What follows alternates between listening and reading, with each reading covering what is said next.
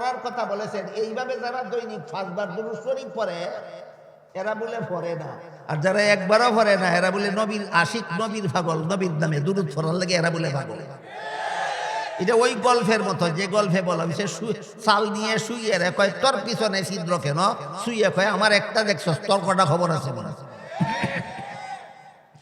এর বেশি আজকে দুরূদ সালাম সম্পর্কে আমার আলোচনা করার আর সময়ও নাই, আমার আলোচ্য বিষয় না। এবার মূল কথার দিকে যাই। হাদিস শরীফে রাসূল করিম সাল্লাল্লাহু আলাইহি ওয়াসাল্লাম বলেন, আল্লাহ দুনিয়াতে অসংখ্য অগণিত ফেরেশতার বাহিনী মোতায়েন করে রেখেছেন। কিয়ামত পর্যন্ত যত দেশের যত উম্মত যতদিন আমার নামে দুরূদ সালাম পড়বে সবগুলি আমার রওজা শরীফে পৌঁছে দেবে। কিন্তু যদি কোনো উম্মত কোনো সময় আমার রওজা শরীফের পাশে এসে দুরূদ সালাম পড়ে, তাহলে আমি নিজের কানে শুনবো, নিজের মুখে জবাব দেব। যে কোনো উম্মতে যে কোনো সময় নবীর রওজা শরীফের কাছে গিয়া দুরূদ সালাম পড়লে নিজের কানে শুনবেন কেন? মুর্দা থাকার কারণে না জিন্দা? নিজের মুখে জবাব দিবেন কিভাবে? মুর্দা থাকার কারণে না জিন্দা? সুতরাং জিন্দা নবী আহলে সুন্নাত ওয়াল জামাতের আকীদা। নবী সম্পর্কে এক নম্বর সহিহ ব্যাখ্যা হলো নবীগণ আজীবন বেগুনাহ। এই কথাটা আহলে সুন্নাত ওয়াল জামাতের পরিভাষায় বলা হয় মাসুম। নবীগণ যে আহলে সুন্নাত ওয়াল জামাতের আকীদা মতে নবীগণ যে বেগুনাহ, এই কথাটা আহলে সুন্নাতের পরিভাষায় কি বলা হয়? মাসুম। আর দাফন করার পরের থেকে যে নবীগণ জিন্দা, এই কথাটাকে আহলে সুন্নাত ওয়াল জামাতের পরিভাষায় বলা হয় হায়াতুন নবী। এই দুইটা কিন্তু আহলে সুন্নাতের পরিভাষা। মাসুম আহলে সুন্নাত ওয়াল জামাতের পরিভাষা, হায়াতুন নবী আহলে সুন্নাত ওয়াল জামাতের পরিভাষা। শুধু ব্যাখ্যাগুলি আমাদের মনে রাখতে হবে। মাসুম ওই নবীগণকে কেন বলা হয়? যেহেতু তারা আজীবন বেগুনাহ থাকেন, এই জন্য নবীগণকে আহলে সুন্নাত ওয়াল জামাতের পরিভাষায় মাসুম বলা হয়। আর যেহেতু সমস্ত নবীগণকে দাফন করার পরে আল্লাহ জীবিত করে দেন, জীবিত অবস্থায় থাকেন, এই জন্য দাফন পরবর্তী অবস্থায় নবীগণকে আহলে সুন্নাত ওয়াল জামাতের পরিভাষায় হায়াতুন নবী বলা হয়। আহলে সুন্নাত ওয়াল জামাতের এই দুইটা পরিভাষাও আমরা জীবন ভর মনে রাখি। নবীগণ ইন্তেকালের আগে মাসুম, আর ইন্তেকালের পরে হায়াতুন নবী, ইন্তেকালের পরে হায়াতুন। গেল নবী রাসূল সম্পর্কে 2 নম্বর ব্যাখ্যা, তারা হায়াতুন নবী, জীবিত নবী আছে, জীবিত অবস্থায় আছে। নবীগণ সম্পর্কে 3 নম্বর সহিহ ব্যাখ্যা হলো জীবিত হওয়ার পরে তারা রওজা শরীফের ভিতরে থাকেন। জিন্দা দাফন করার পরে আল্লাহ জীবিত করে দেন, আর জীবিত হওয়ার পরে তারা থাকেন কোথায়? রওজা শরীফের ভিতরে। এই মর্মে সহিহ হাদিসে আল্লাহ রাসূল বলেন, আল আম্বিয়াউ আহইয়াউন ফি কুবুরিহিম, ফি কুবুরিহিম, ফি কুবুরিহিম। জিন্দা হয়ে নবী রওজা শরীফের ভিতরে থাকেন, জিন্দা হয়ে নবী রওজা শরীফের ভিতরে থাকেন, জিন্দা হয়ে নবী রওজা শরীফের ভিতরে থাকেন। কাজেই যে বলে বের হয়ে আসেন, সে আর যাই কিছু হোক আহলে সুন্নাত ওয়াল জামাত হতে পারে না। নবী রাসূল সম্পর্কে আজকের মতো 3টা সহিহ ব্যাখ্যা শুনাইলাম। 1 নম্বর, তারা আজীবন বেগুনাহ। 2 নম্বর, তারা দাফন করার পর থেকে জিন্দা। 3 নম্বর, জিন্দা হয়ে কোথায় কোথায় আগমন করেন? কোথাও আগমন করেন না, রওজা শরীফের ভিতরে থাকেন। 3টা সহিহ ব্যাখ্যা আহলে সুন্নাত ওয়াল জামাতের মতাদর্শ বুঝে থাকলে একটু কথা, যদি একটা কথার জবাব যদি আপনারা দিতে পারেন, তাহলে আমি আমার আজকের আলোচ্য বিষয়ের দিকে অগ্রসর হতে পারি। সেটা হলো আজীবন জিন্দা থাকা, আজীবন বেগুনাহ থাকা, দাফন করার পরে জীবিত হওয়া, জীবিত হয়ে রওজা শরীফের ভিতরে থাকা। এটা এককভাবে কোনো এক দুজন নবীর গুণ না, সকল নবীর গুণ। এটা সকল নবীর গুণ। কিন্তু হাদিস শরীফে রাসূল করিম সাল্লাল্লাহু আলাইহি ওয়াসাল্লাম বলেন, ইন্নাল্লাহা ফাদ্দালানি আলাল আম্বিয়া ওয়া ফাদ্দালা উম্মতি আলাল উমাম। আল্লাহ আমাকে সমস্ত নবীগণের উপর শ্রেষ্ঠ মর্যাদা দান করেছেন। আমাদের নবীর মর্যাদা সকল গুণের মতোই না শ্রেষ্ঠ? একটু মনোযোগে শুনতে হবে, ভালোভাবে বুঝতে হবে, আমার কতগুলি প্রশ্নের জবাব দিতে হবে, তা নইলে এইখানের বয়ান এখানেই থাকবো, বাড়ির যাইতো না সাথে। আল্লাহ কি বলেছেন? আমাদের নবীর মর্যাদা অন্য নবীগণের মতোই না শ্রেষ্ঠ? রসুল বলেন ইন্নাল্লাহ ফাদ্দালানি আলাল আম্বিয়া, আল্লাহ আমাকে সমস্ত নবীগণের উপর শ্রেষ্ঠ মর্যাদা দান করেছেন।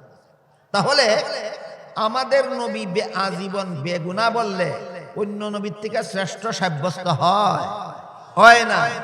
আমাদের নবী দাফন করার পর থেকে জীবিত বললে অন্য নবীর থেকে শ্রেষ্ঠ সাব্যস্ত হয় না। আমাদের নবী রওজা শরীফের ভিতরে থাকেন বললে অন্য নবীর থেকে শ্রেষ্ঠ সাব্যস্ত হয় না। কাজেই ওই সমস্ত গুণের বিবরণ হলো আমাদের নবীর শান, মান, মর্যাদা, যেটাকে শানে রাসূল বলা হয়। আমাদের নবীর আলাদা মর্যাদা আছে। ওই মর্যাদাগুলি কুরআনে আল্লাহ বহু আয়াতে বর্ণনা করেছেন। রাসূল তার বহু হাদিসে নিজের আলাদা মর্যাদার কথা বর্ণনা করেছেন। কেন? উম্মত যেন কোন কোন গুণের কারণে আমাদের নবী অন্য নবীর থেকে আলাদা মর্যাদার অধিকারী সেইগুলি জানতে পারে, মানতে পারে, আহলে সুন্নাত ওয়াল জামাতের অন্তর্ভুক্ত থাকতে পারে। এই জন্য আমাদের নবীর আলাদা মর্যাদা সম্বলিত বিবরণ কুরআনের বহু আয়াতে আল্লাহ দিয়েছেন। আমাদের নবীর আলাদা মর্যাদা সম্পন্ন বিবরণ রাসূল বহু হাদিসে দিয়েছেন। কাজেই কেউ যদি বলে আমি শানে রাসূলের আলোচনা করি, কেউ যদি বলে আমি রাসূলের মর্যাদার কথা বলতে যাচ্ছি, আমাদের নবীর আলাদা মর্যাদার কথা বলতে গিয়া যদি বলে আমাদের নবী আজীবন বেগুনাহ, আজীবন বেগুনাহ হওয়া কি আমাদের নবীর আলাদা না সকল নবীর সমান মর্যাদা? আমাদের নবীর মর্যাদার বিবরণ দিতে কেউ যদি বলে আমাদের নবী জিন্দা আছেন, এটা কি আমাদের নবীর আলাদা মর্যাদা না সকল নবীর মর্যাদা? কেউ যদি বলে আমাদের নবী রওজা শরীফের ভিতরে থাকেন, এটা কি আমাদের নবীর আলাদা মর্যাদা না সকল নবীর সমান মর্যাদা?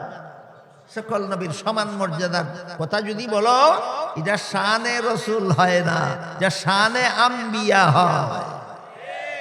এবার আমরা বোঝার চেষ্টা করি শানে রাসূল আর শানে আম্বিয়ার পার্থক্য কি। আম্বিয়া নবী শব্দের বহু বচন, আম্বিয়া নবী শব্দের বহু বচন।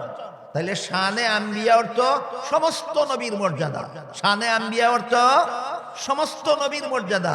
এবার বলুন আমার কথা বুঝে থাকলে, হায়াতুন নবী হওয়া শানে রাসূল না শানে আম্বিয়া? জিন্দা নবী হওয়া শানে রাসূল না শানে আম্বিয়া? রওজা শরীফের ভিতরে থাকা শানে রাসূল না শানে আম্বিয়া?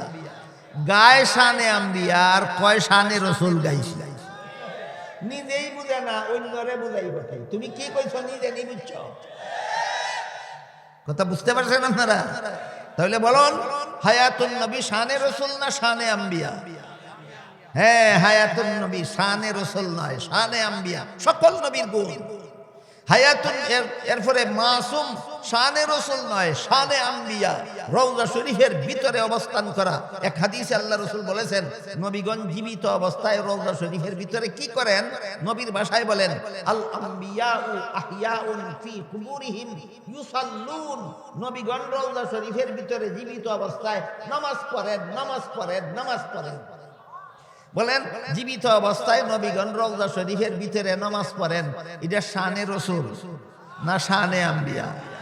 আগে শানে আম্বিয়া আর শানে রাসূলের পার্থক্য বুঝো, এরপরে গাও যদি শানে আম্বিয়া তে শানে রাসূল গাই কইও না, আর শানে রাসূল যদি গাও তে শানে আম্বিয়া গাই কইও না। ডাইলে চাউলে খিচুড়ি বানায় না, ডাইল আলাদা ভাগ করা, চাউল আলাদা রাখো। কাজে আমাদের আজকের আলোচ্য বিষয় শানে আম্বিয়া নয়, আজকের আলোচ্য বিষয় হইল শানে রাসূল মুহাম্মদুর রাসূলুল্লাহ সাল্লাল্লাহু আলাইহি ওয়াসাল্লাম। আলাদা শান, আলাদা মান, আলাদা মর্যাদা। এই ব্যাপারে যত হাদিস আছে এর মধ্যে একটি হাদিস আমি আপনাদের সামনে তিলাওয়াত করেছি। সেই হাদিসে আল্লাহ রাসূল বলেন, ইন্নাল্লাহ ফাদ্দালানি আলাল আম্বিয়া ওয়া ফাদ্দালা উম্মতি আলাল উমাম। আল্লাহ আমাকে সমস্ত নবী রাসূলগণের উপর শ্রেষ্ঠ মর্যাদা দান করেছেন, আর আমার উম্মতকে সকল নবীর উম্মতের উপর শ্রেষ্ঠ মর্যাদা দান করেছেন। আমাদের নবীর মর্যাদা সমস্ত নবীগণের চেয়ে শ্রেষ্ঠ, আর এই নবীর উম্মত হওয়ার কারণে আমাদের মর্যাদা সকল নবীর উম্মতের চেয়ে শ্রেষ্ঠ। এই হাদিসটা হইল শানে আম্বিয়ার হাদিস।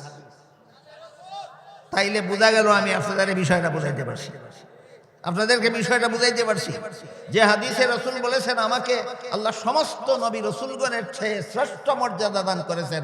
এটা শানে আম্বিয়ার হাদিস না, এটা শানে রাসূলের হাদিস। এখন আমাদের বোঝার ব্যাপার হলো আল্লাহ আমাদের নবীকে অন্যান্য নবীর উপর শ্রেষ্ঠ মর্যাদা কিভাবে দান করেছেন। কিভাবে জবাব সারা রাত বলেও শেষ করা যাবে না। আপনাদের নবীকে আল্লাহ অন্যান্য নবীদের উপর শ্রেষ্ঠ মর্যাদা একভাবে, দুইভাবে, তিনভাবে, চারভাবে নয়, যতভাবে আল্লাহ আপনাদের নবীকে সমস্ত নবী রাসূলগণের চেয়ে শ্রেষ্ঠ মর্যাদা দান করেছেন, যতভাবে আল্লাহ আপনাদের নবীকে আসমান, জমিন, আরশ, কুরসি, লৌহ কলম, মানব দানব, জিন ফেরেশতা সবার চেয়ে শ্রেষ্ঠ মর্যাদা দান করেছেন, তার বিবরণ সারা রাতে দিয়েও শেষ করা যাবে না। তাই আজকে শুধু এক দুইটা উদাহরণ শোনাবো আপনাদেরকে। আজকে শুধু এক দুইটা উদাহরণ, শানে রাসূলের এক দুইটা উদাহরণ। কিন্তু শানে রাসূলের বিবরণ দেওয়ার বেলায় তিনটা শর্ত মনে রাখতে হবে। তিন শর্ত যদি জানে না, কইব একটা করবো আরেকটা। শানে রাসূলের বিবরণের জন্য শর্ত কটা আছে? এই তিনটা শর্ত যদি জানে না আর শানে রাসূল কোয়া শুরু করে, কইব একটা করবো আরেকটা। কইব হবিগঞ্জ যাইব সোনারুঘাট, কইব সিলেট যাইব ঢাকা। কেন? কারণ শানে রাসূলের শর্ত জানে না। শানে রাসূলের কি জানে না? শর্ত জানে না। শানে রাসূলের এক নম্বর শর্ত হইল মন গড়া যুক্তি দিতে পারবে না, কুরআন হাদিসের বিবরণ পেশ করো। শানে রাসূল যথাযথভাবে শানে রাসূলের বিবরণের জন্য এক নম্বর শর্ত মন গড়া যুক্তি না কুরআন হাদিসের বিবরণ। কাজেই শানে রাসূল বলতে গিয়ে যারা মন গড়া যুক্তি দেয় এরা হইল আহলে সুন্নাত ওয়াল জামাত। ওখান দেখি না কো তাহলে গতানুগতিক ভাবে আহলে সুন্নাত হব আমরা, না বুঝে শুনে আহলে সুন্নাত? গতানুগতিক তালে তালে আহলে সুন্নাত ওয়াল জামাত হলে কোনো কাজ হবে না। বুঝে শুনে আহলে সুন্নাত ওয়াল জামাত হতে হবে। বলেন কত শর্তে শানে রাসূল কইলে ঠিক থাকে, আর না হইলে শানে রাসূল ঠিক থাকে না। তিন শর্তের এক নম্বর শর্ত রাসূলের শান, রাসূলের মান, রাসূলের মর্যাদা মন গড়া যুক্তি দিয়ে বোঝাইও না। কুরআন হাদিসে আল্লাহ এবং আল্লাহর রাসূল যেভাবে বলেছেন সেইভাবে বলো। দুই নম্বর শর্ত রাসূলের মর্যাদা দিতে গিয়া রাসূলরে আল্লাহর সমান বানাইও না। রাসূলের মর্যাদা দিতে গিয়া রাসূলরে আল্লাহর সমান বানাইও না। যেমন কেউ যদি কয় জান্নাত দেওয়ার মালিক রাসূল, এতক্ষণে কি বুঝাচ্ছেন আপনারা? জান্নাতে দেওয়ার মালিক কে? যদি কয় জান্নাতে দেওয়ার মালিক রাসূল, তাইলে রাসূলের শান হইল না আল্লাহর সাথে শরীক করা হইল? শানে রাসূলের নামে শিরিক করা যাবে না। কিসের নামে কি করা যাবে না? শানে রাসূলের নামে শিরিক করা যাবে না। রাসূলের মর্যাদা কুরআন হাদিসে যেটা আছে সেটা বলো, মন গড়া যুক্তি দিয়া রাসূলরে আল্লাহর সমান বানাইও না। রাসূলরে আল্লাহর সমান বানানোর একটা মন গড়া যুক্তি হইল আল্লাহ কি নবীকে বেহেশতে দেওয়ার মালিক বানাইতে পারেন না? এই যুক্তি। আল্লাহ কি নবীকে বেহেশতে দেওয়ার মালিক বানাইতে পারেন না? আরে পারেন কিনা পারেন না এটা তো ব্যাপার না, করেন কিনা করেন না সেটা হইল ব্যাপার। এইখানে একটা দুকা দেয় এক দলে আর দুকা খায় জনসাধারণ। ভাই আল্লাহ কি পারেন না? এই আল্লাহ পারেন, আল্লাহ কি পারেন না? সব পারেন, করেন কিনা করেন না সেটা হইল ব্যাপার। এক দুইটা উদাহরণ বুঝেন। ইবলিস আপনাদের জানা মতে জান্নাতে যাবে না জাহান্নামে? আল্লাহর কি ক্ষমতা নাই জান্নাতে দেওয়ার? এই জন্য যদি কেউ কয় ইবলিস তো জান্নাতে যাবে, প্রশ্ন করলে কয় আল্লাহ কি পারেন না? এই পারেন না কি এটা দলিল নাকি? করেন কিনা সেটা দলিল। পারেন কিনা সেটা দলিল না, করেন কিনা সেটা দলিল। তাহলে আল্লাহ কি পারেন না এটাই মন করা যুক্তি। আল্লাহ কি পারেন না এমন কথা বলে যারা নবীকে এমন গুণে গুণান্বিত করে যে গুণের দ্বারা আল্লাহর সাথে শিরিক হয়, এটা মন গড়া যুক্তির দ্বারা শানে রসুল বোঝাতে চায়। এটা শানে রসুল নয়, নবীকে আল্লাহর শরীক দ্বার বানাবার কুচক্রান্ত